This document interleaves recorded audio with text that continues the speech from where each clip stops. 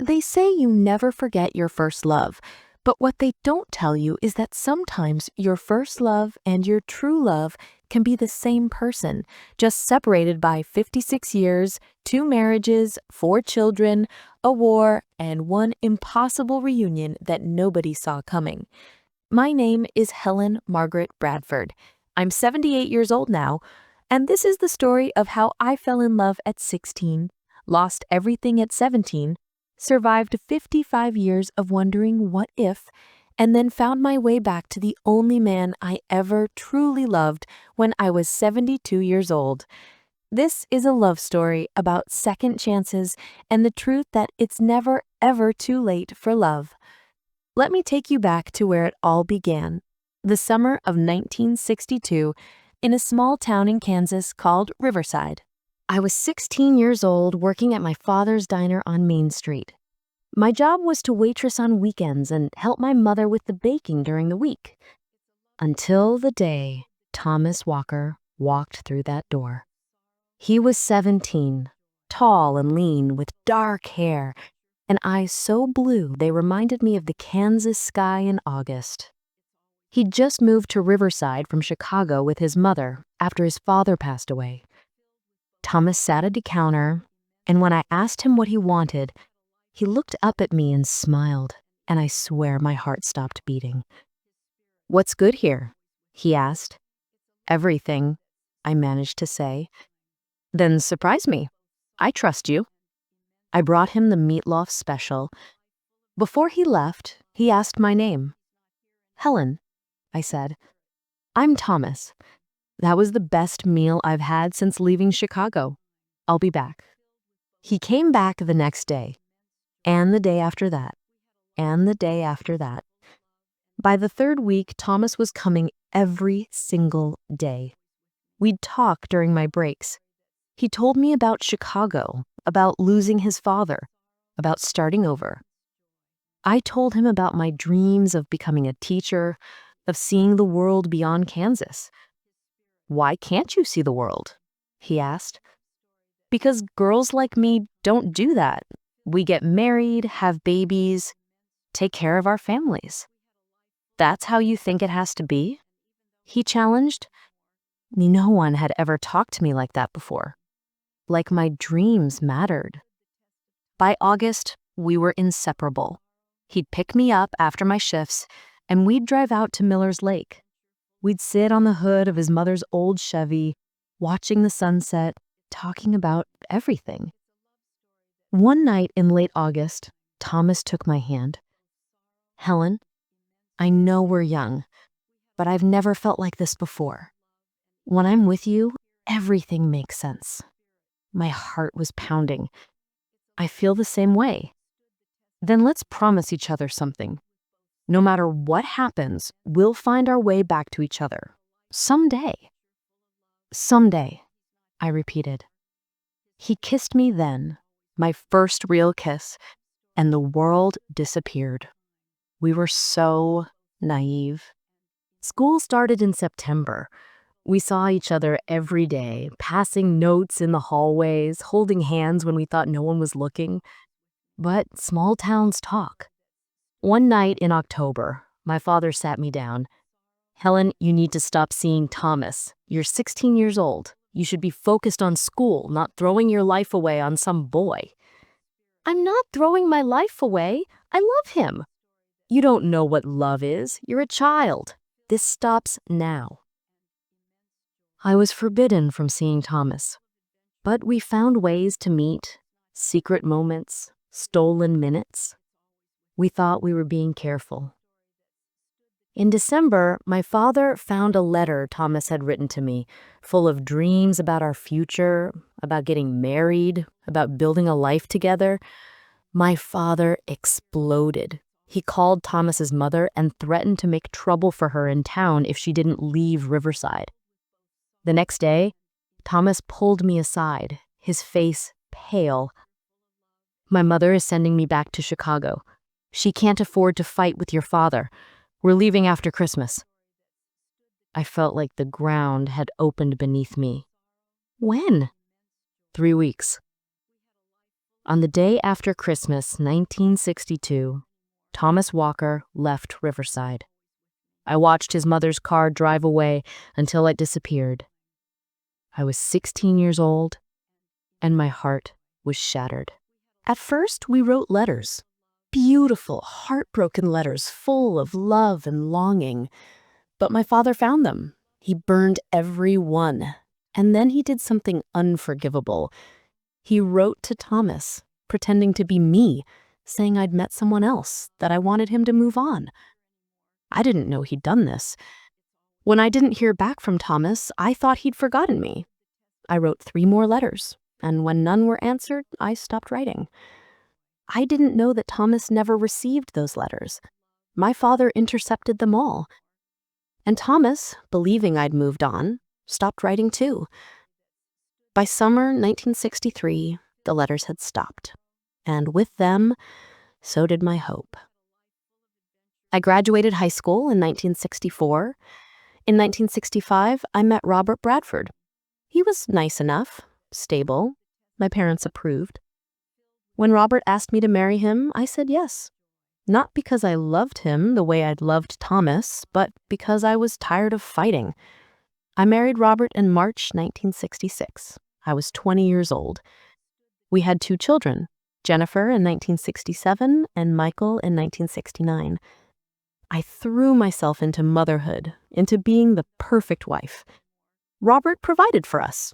We had a nice house, nice cars, nice things. But I was empty inside. Every quiet moment, I thought about Thomas. The years passed. The 70s, 80s, 90s came and went. My children grew, we moved to bigger houses, and I smiled through all of it, while a part of my soul remained frozen in the summer of 1962. In 2003, after 37 years of marriage, Robert asked for a divorce. He'd met someone else. I was 57 years old, suddenly single, and surprisingly relieved. The next 15 years passed in a blur. I became a grandmother. I dated occasionally, but nothing stuck. No one made me feel the way I'd felt at 16. I'd resigned myself to a quiet, lonely ending. I thought my story was over. I was so wrong. In March 2018, I was 72 years old, working at the Riverside Public Library. It was a quiet Tuesday afternoon. I was shelving books when I heard a voice behind me. "Excuse me, could you help me find something?" I turned around, and I froze. Standing in front of me was Thomas Walker, 56 years older, silver hair, lines carved by time, but those eyes were exactly the same. "Helen?" he whispered. I couldn't speak, couldn't breathe. "It's me. It's Thomas." The book I was holding fell to the floor. We stood there, 2 old people in a library, staring at each other like we'd seen ghosts. "What are you doing here?" I finally managed. "I moved back 3 months ago. Someone at the diner mentioned you worked here." "Helen, I never stopped looking for you. Not once in 56 years. We sat in the library's reading corner and talked for 4 hours. Thomas told me his story, how he'd received the letter saying I'd moved on, how it had broken him, how he'd eventually married but divorced in 1989, never really loving anyone else. He told me about his career, his children, his grandchildren, and then he told me about finding an old box after his mother died in 2015. In that box were my letters, the ones I'd sent in 1963 that he never received, and a concession from his mother explaining what my father had done, how he'd threatened her, how she'd helped intercept the letters because she was scared. When I read those letters, Helen, I realized you never stopped loving me. Your father lied to both of us. I started crying. He burned your letters. I thought you'd forgotten me. "You were everything to me," Thomas said, taking my hand. "Every woman I met, I compared to you. I've spent 56 years in love with a memory, and now here you are." I looked at our hands.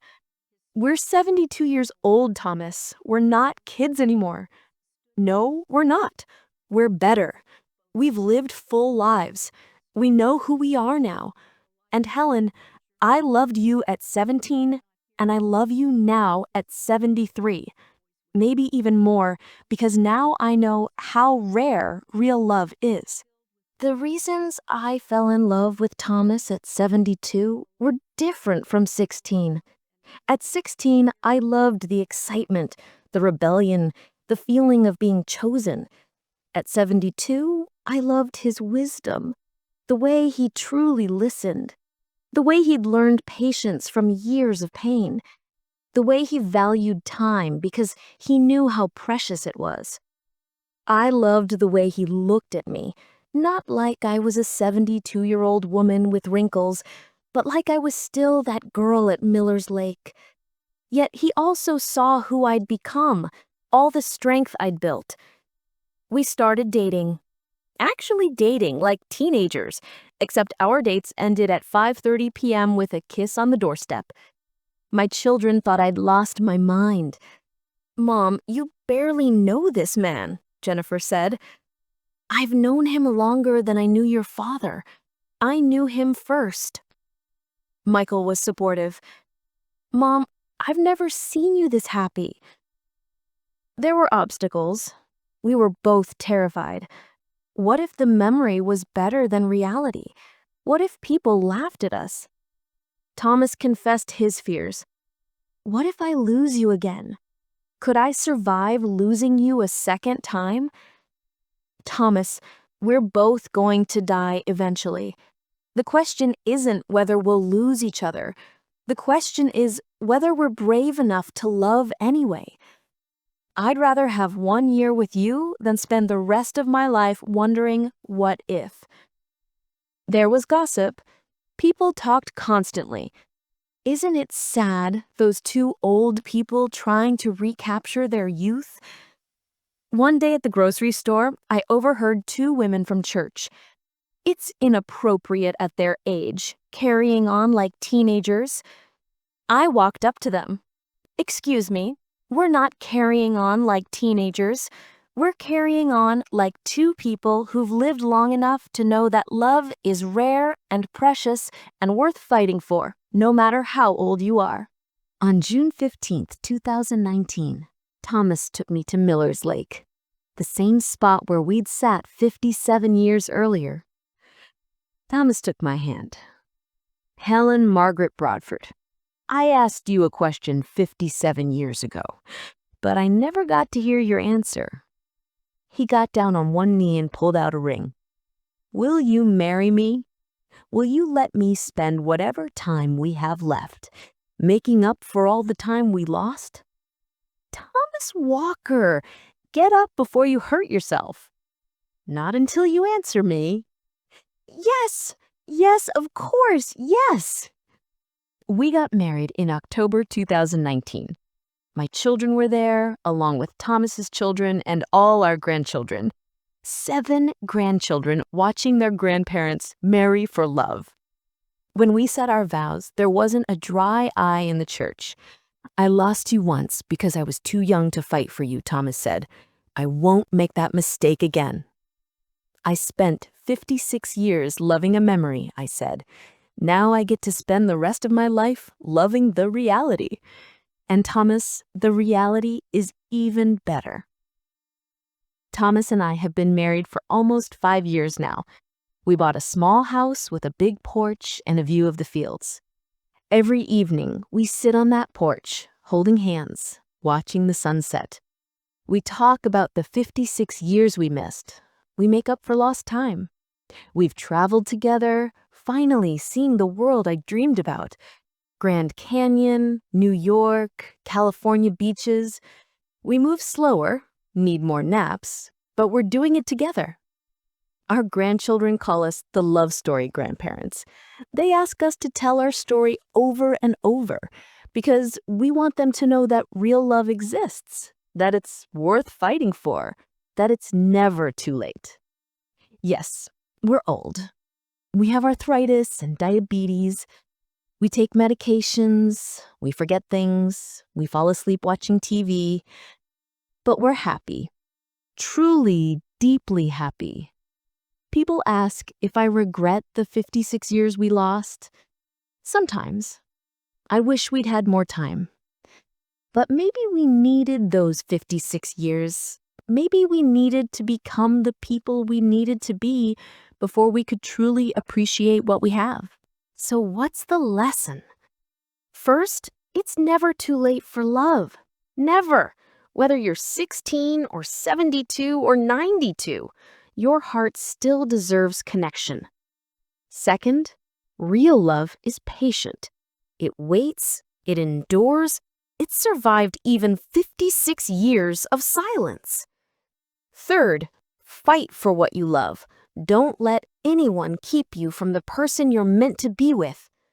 Fourth, every day is precious. We don't know how much time we have left, but we don't waste a single day. We tell each other, I love you constantly. We savor every moment. And finally, love isn't just for the young. The love I feel at 78 is deeper, richer, more meaningful than what I felt at 16. Young love is beautiful, but mature love that's been tested and survived is extraordinary. I'm 78 years old now. Thomas is 79. We don't have forever, but we have today. And today is enough. Sometimes I look at him reading the paper, his silver hair catching the light, and I can still see that 17-year-old boy. And he looks at me and says, "There's my girl." And I feel 16 again. We lost 56 years, but we found each other again against all odds. We found our way back. If you're reading this and thinking it's too late for you, that you've missed your chance, stop. It's not too late. It's never too late. If there's someone you loved and lost, reach out. If there's love in your life right now, fight for it. Treasure it. And if you're alone, don't give up hope. We spent 56 years apart, thinking we'd never see each other again. And yet, here we are. Life is long, but it's also short. Love is rare, but it's everywhere if you're brave enough to look.